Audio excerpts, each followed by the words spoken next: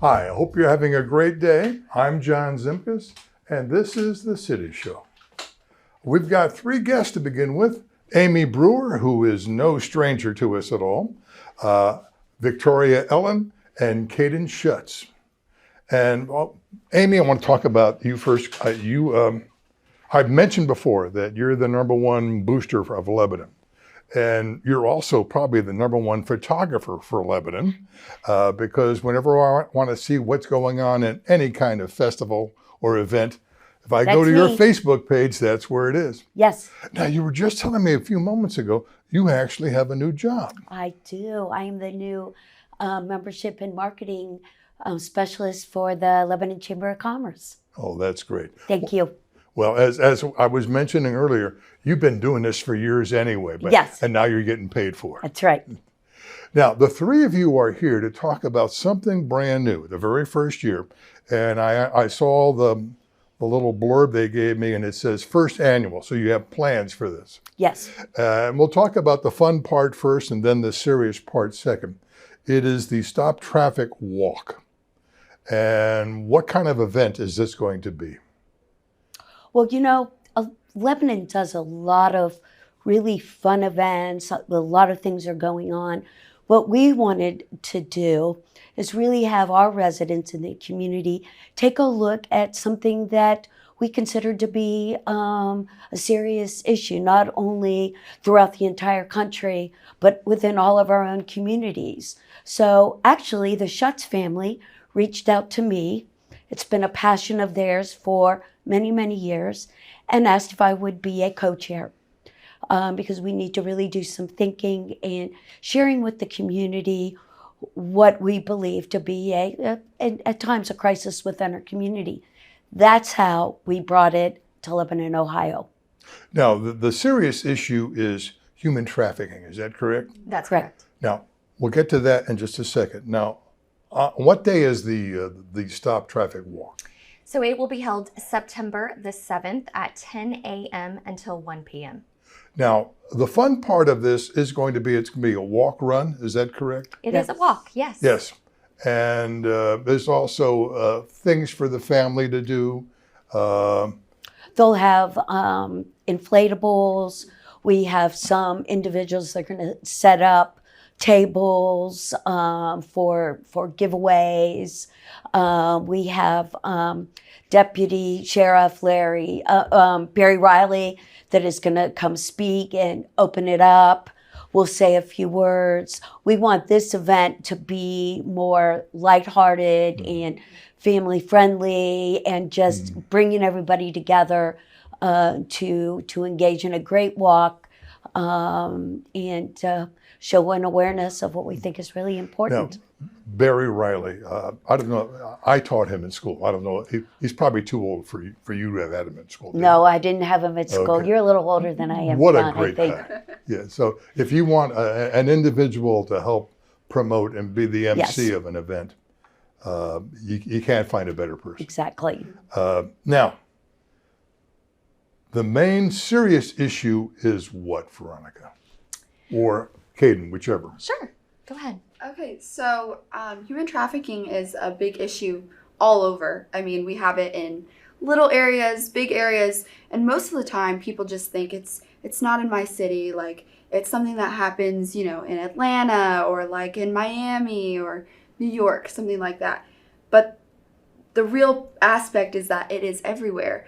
I mean, they have to move from places to places, and on major highways, like we have a major highway here, 75, is a huge hotspot for, you know, the transportation of people to go. And so, you know, people saying, oh, it only happens in these big areas. Of course it does. But also recognizing that even just like our local police officers and you know, just the people like security around, they have to combat this issue. They know it's real, but it's hard to spread awareness to this issue when it's only those people who know about it. Mm-hmm. So this walk is really to just spread light to the fact that it does happen in Lebanon, Ohio. Like, there's people who have the mindset of this trafficking issue, like they know it's real. and they want to be a part of it. Like, that's the sad fact. There are people that are a part of it in Lebanon, Ohio. Now, you're right. Most people, that they've heard of it, but they think, well, it happens perhaps with illegal aliens, or it happens in other parts of the world. Mm-hmm. And it's not something that would happen here, but it does happen in places like this. Yeah.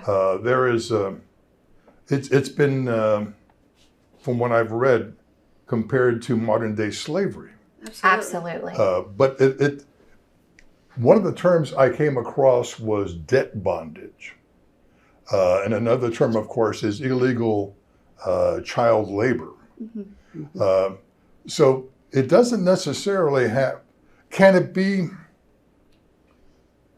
a person being mistreated by their own family? Can it be somebody having with the debt? Can either one of you explain what debt bondage is? Did you want to get into it, or? I mean, I can, yeah, Sure. And then you can add on to it if you want. Absolutely. So, I mean, just from hearing you say that, like debt bondage, I would say I've never heard of that term specifically, but being aware of just the other kinds of trafficking that does happen, I would say debt bondage would be something like somebody feels indebted to someone else, and so in that case, they're put into a slavery. Can be between one individual, one-on-one, but I think it could also be between one person and a group of people, where it's almost like a blackmail kind of situation. Mm-hmm. Where they, feel pressured to give time, give money, give their body, something like that, because of somebody pressuring them. So that's what I would say, and as far as debt bondage would be, and it's very real. I mean, we see it in all kinds of workplaces too. Like, it's not just I'm in trafficking. It's like, I'm in bondage I'm indebted to someone else. So. Absolutely. And forced labor. I mean, of course, just with forced labor, there's also domestic servitude. There's a lot of other terminology that is associated with this. And I think one of the major things that we are excited about is that this is not only bringing awareness to this topic, but also helping to raise funds for this. And this is something that I think all of us can come together as a community about. There are a lot of issues, I just think, in the world right now where we're so divided. We're divided on everything. We're divided, it seems like from the time we're little children, we're divided up by class and by race and by sex or sexual orientation, or where we go to church or where we don't go to church, or temple or synagogue or whatever it is. And I think that this is one of these issues that if you are a human, this is a human rights issue. Mm-hmm. And I think that we can all come together and really unite on one issue, and that is to help raise awareness about this slave trade, this sex trade, the sex trafficking, and everything else that goes along with that. Even, horrible things within our communities, within children, even. And this organization that we're helping to raise awareness for, they have been working for over 10 years, passing legislation to help victims and to help get people free. And they have a 30,000 square foot facility that helps these victims. And, we're really just excited about the opportunity to all come together and have really a family event in early September and just raise awareness and help raise some funds for this. Now, when we mentioned this earlier, sometimes we think of it, well, it's immigrants or it's illegal aliens, and that's part of it. But it can be people who've been citizens for years, or Absolutely. Yeah. Absolutely. Yeah. Anybody, everybody. It could be someone that you know very well, someone that you go to school with. It could be someone that you have worked with previously. It could be a friend of yours, someone that it's very unsuspecting. I think people put on a good face and they have to pretend because there is so much shame and there's so much guilt associated with this type of slave trade. And so it's very important that we remove those, feelings of shame and guilt from these people and just try to bring awareness and let them know that there is hope and there is healing for them, and that we're all here to try to raise awareness for this, and we want to do this to help them. We want them to be free. Now, the Stop Traffic Walk, part of that is awareness to the problem, but is there also going to be some awareness to the signs of this taking place? And then what are some of the signs that something may be amiss in this situation? Yeah, so I mean, on our website, we have a lot of different ways for you to get educated and kind of just involve yourself in the knowledge of kind of the signs that you're talking about, because it can be hard to look for it if you have never been around it or you don't know where to even begin. A lot of it even can happen as domestic violence. A lot of it can happen that way. In families, a lot of times we'll put on a facade or a look that everything's okay, everything's perfect, but many times families will get into more abusive behaviors, and those tendencies can be seen in schools from children who are, not eating lunch or things like that. And so you can start learning about how domestic violence takes a place in this, but also as that is a root, like in childhood, if domestic violence took place, a lot of times that'll later evolve into the workplace. And so those roots of anger will come out and show, and it's easier to take advantage of somebody who has had a bad past like that. Yeah. More vulnerable. Yes, absolutely. Those individuals become very, very Absolutely. vulnerable and are targeted more because of that vulnerability that they have in their in growing up and a dysfunctional, extremely dysfunctional family. One thing about this walk takes place all over the country. This is nationwide. So like a National Night Out, Stop Trafficking walks take place all over. Again, bringing something local to really help our residents in our community just to be aware. And as Gaten said, going to our website to you can find out some very, very valuable information, and not only about some of the symptoms and some of the, as you said, what do you look for, but then to be able to engage in the walk. We would love to have people come and walk, and obviously walking is free, but then we have wristbands for $5, and for $25 you get a t-shirt and some different things like that. So that's how you raise the money for the cause. So yes. And we do have local businesses that are donating large amounts of money as well. Yes. So that's really exciting. And if anybody is interested in additional information, John, they can just go to Google, just do a search for Stop Traffic Walk Lebanon, Ohio. It shows right up. It's like the first website that'll show up. Again, that's Stop Traffic Walk Lebanon, Ohio. Has all of the information that you'll need about the walk. Now, we've talked about the issue, but where does the traffic come in? Is there movement of these people who have been taking advantage? Are they being moved all over the place? Absolutely. They're being moved all over the country. They have a network. Evil people have a network of people, and the people that are working to save these people and to rescue them have a network as well. And there are people like us all over the United States that also have a heart for helping to get people out of this type of a life. And that's kind of what we're doing. We're just unifying all over the United States, and hundreds of thousands of people have been able to be rescued over the last 10 years since this movement started. I mean, you think about social media. Back in the day, John, you and I, back in the day, there was no such thing as social media. And now you see children at 10 years of age, 9 and 10 years of age, with phones and access to all kinds of social media sites.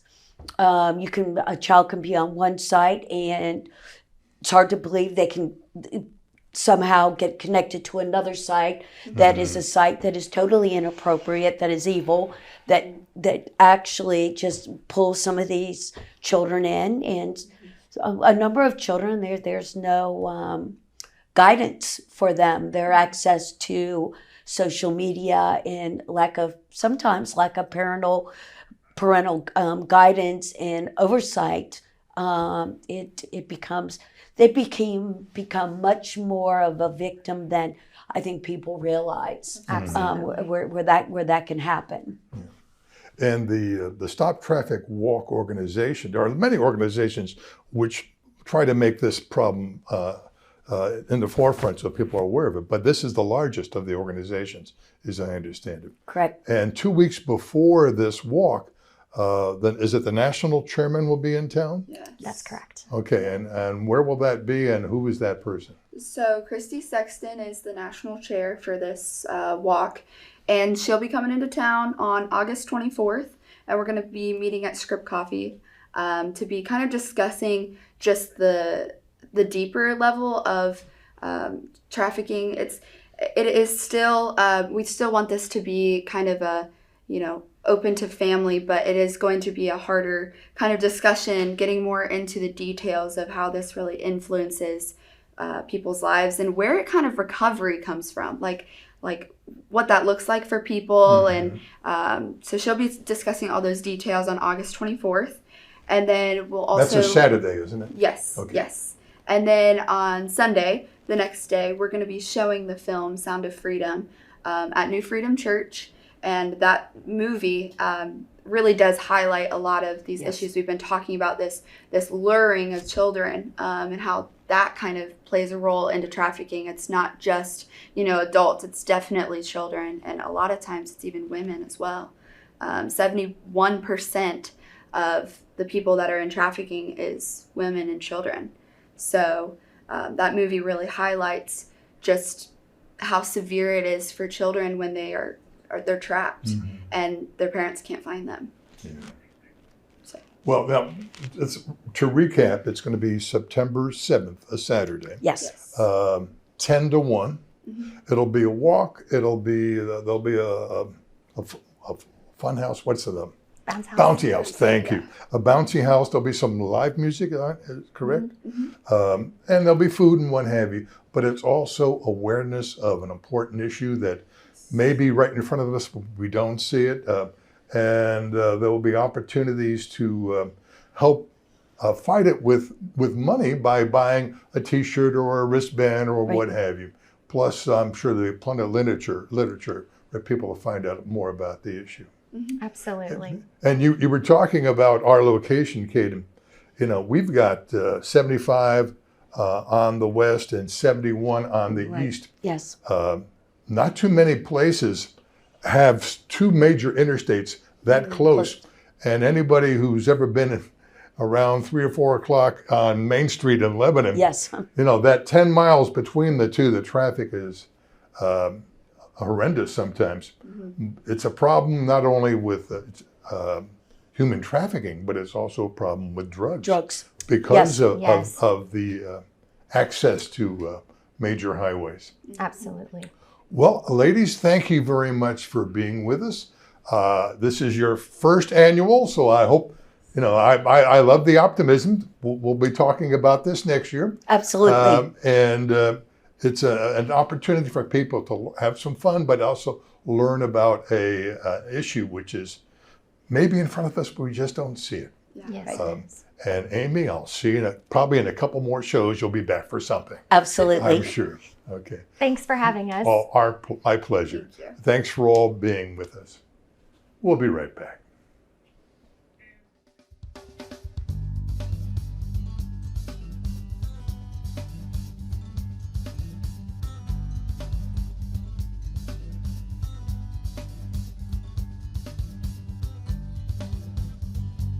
Welcome back. Our next guest is Josh Curtis. He is the airport director of the Warren County Airport. Welcome, Josh. Thank you. Thanks for having me today. Now, there's another festival going on, the Airport Fest. Yes. And where and when will this take place? So this is our inaugural event, the Warren County Airport Fest. It's September 21st. It's on a Saturday from 10 a.m. to 6 p.m. So it's kind of celebration of aviation and a free event to bring the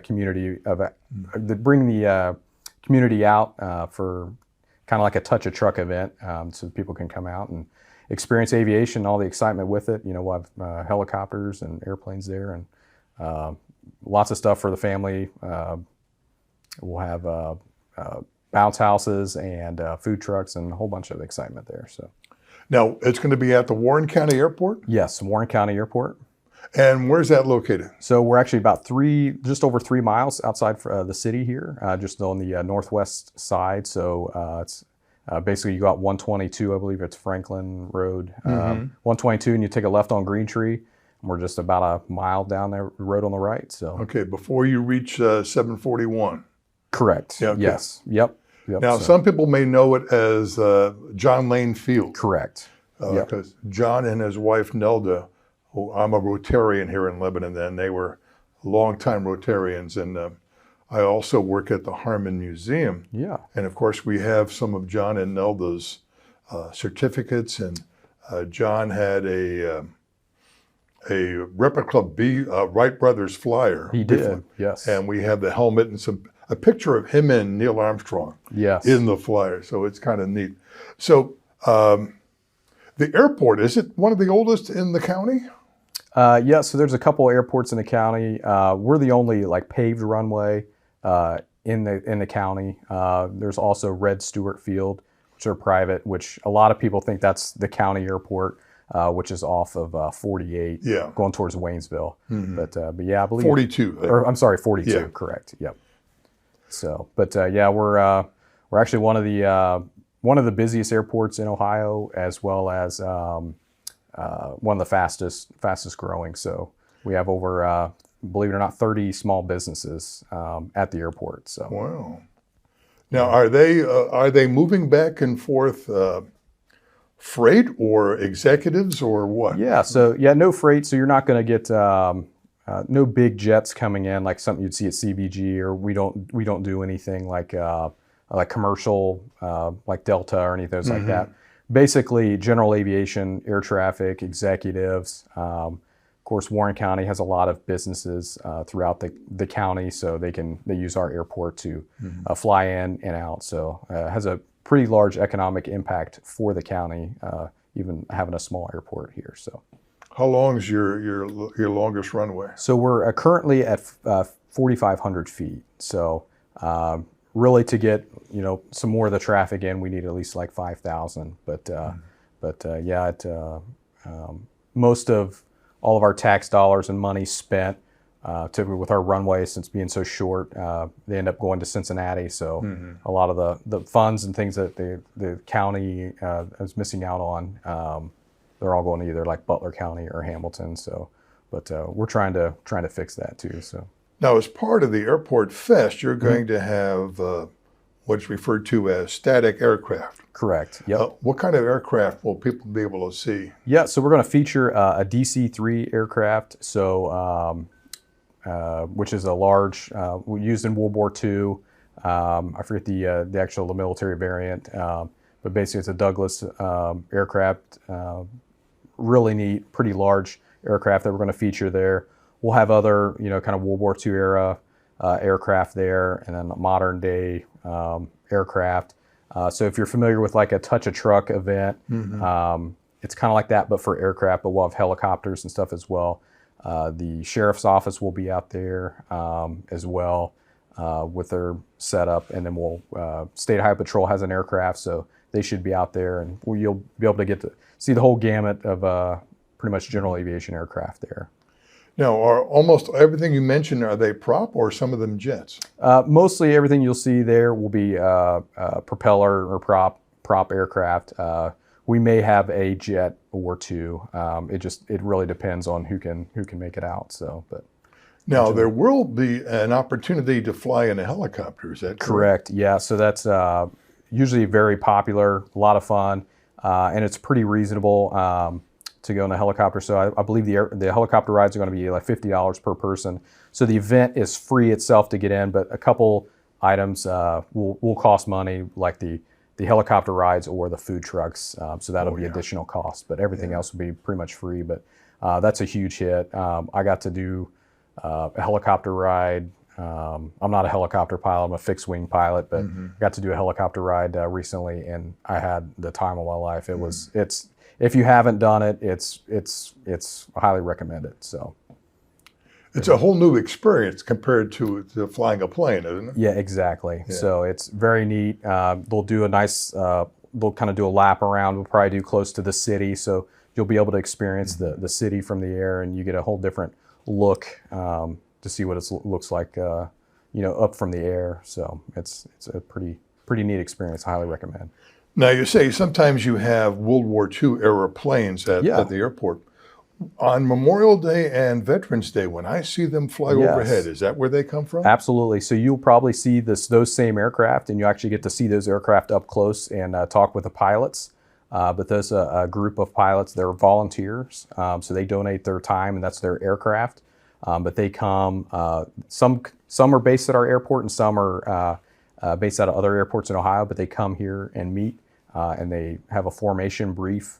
So these pilots, a lot of them are ex-military, but yeah, they do volunteer events for different Veterans Day, anything honoring veterans or anything like that. So we should see a few of those at the event. So I'm sure if you live in the Lebanon area or surrounding, you've probably seen them flying over at one point in time. So we're excited to have them. So we're not going to have necessarily an air show at the event this year, but they're going to be able to do some formation flying, and you'll be able to see a little demonstration from them this year. So, how large is the hangar facilities at the airport? Yeah, so we actually have about 100, just shy of 100, and between 130 and 140 aircraft based at the airport. Wow. So we're completely full. So and then but so we have let me see, probably a dozen or more T hangars, which house about 8 aircraft apiece. And then we have corporate hangars that house larger aircraft, as well as CareFlight, the medevac helicopter. We're proud to say is based here at Warren County. So at the Warren County Airport. So is this for Miami Valley Hospital? Correct. Yep. Premier Health, Miami Valley Hospital. Okay.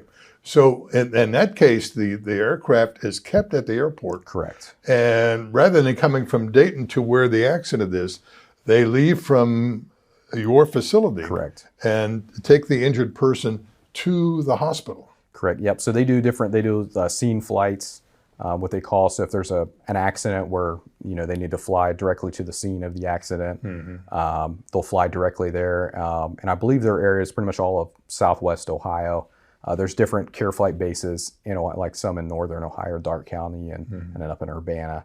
But if you see them flying around the blue helicopter that shakes your house, that's them. But it's we're very lucky to have them around. So we've heard so many great stories, life-saving stories with CareFlight.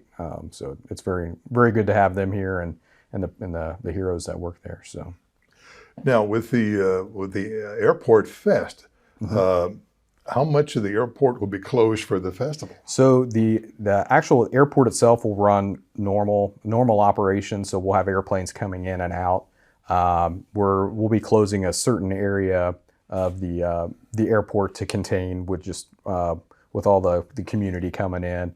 But yeah, you'll be able to kind of walk around and see the airplanes. But the runway will not be closed. It'll be open to normal operations. But we'll have it contained to a certain area where people can experience and walk around and enjoy aviation and all the excitement it brings. So yeah. So you're going to have food trucks. You're going to have a bouncy house. Yep, bounce house, face painting. We'll have, and that's completely free. I believe they're doing some balloon artists. We'll be out there as well. We'll have some live music. Different vendors will be there from around the community as well. We'll have a few of those in. There should be a hot air balloon up on display. So that's one thing. What's nice about our airport, we have so much that happens at our airport. I'm sure people in Lebanon have seen the hot air balloons flying over. So they usually depart out of our airport and then they'll land, wherever in the county, wherever they can land. So, but they'll be up in display there. So yeah, I often see the hot air balloons, and of course I'm only about, as the crow flies, maybe 2 miles from the airport. So they're probably just leaving. Is there anything else we need to tell the folks, Josh, about the Airport Fest? Yeah, so you don't necessarily have to be an aviation enthusiast to come out. If you're just looking for something to do, a free event to do on Saturday, I know everything is expensive and costs money. Yeah. So it's a great event, just to come out, have some fun. You can just spend, an hour there or whatever. And It's really, I think it'll be a really fun event, and hopefully it's something that we can continue on years to come. So, but yeah, it should be an exciting event, and we're looking forward to it. So right now we have, I think, over 2,000 people on our Facebook page, and people interested in coming as of the air date today. But people can find out more information on our Facebook page for the Warren County Airport. Even if you search Airport Fest into Facebook, it should pop up. More information there, or you can visit warrencountyair.com and then just click on our events page. Now, it's a Saturday in September. What's the date? The 21st. So it's the week before fall Feast and Folly and all that event. So we didn't want it to compete with those events. So. But yeah, usually the weather is usually perfect. It's a really nice weekend. So and and the helicopter rides are $50, but what an experience! Yeah, absolutely. So my wife and daughter, I have a daughter, she's 3, and then a boy that's 7, and my daughter absolutely loved it. She went up and thought it was the greatest thing. So, but yeah, any age can go. So yeah, well, it sounds like a lot of fun, Josh. Yeah, absolutely. So if you like aviation, or you just like beautiful machinery like airplanes, whether they be jets or otherwise, it's something I think you'll enjoy. Absolutely. Well, thanks, Josh. Yeah, thank you, sir. Appreciate it. You take care, and we'll see you around town.